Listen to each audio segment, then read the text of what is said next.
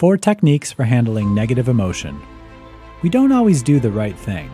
We eat too much, we stay out too late, we make mistakes, break promises, and live a life that isn't always in keeping with our goals. All of this leads to negative emotions.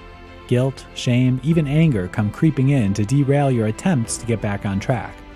How can you handle these kinds of negative emotions without letting it ruin your day? We start by looking at 3 ways you have used to handle it, and then move on to 1 technique you should be using all the time. Avoiding the emotion.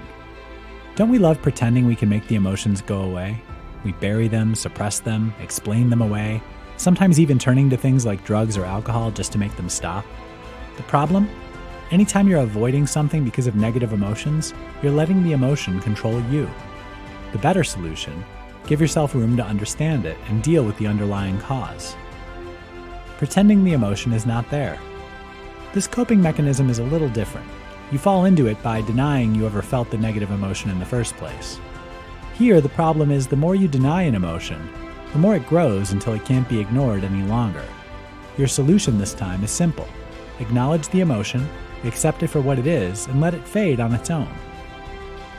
Becoming the emotion.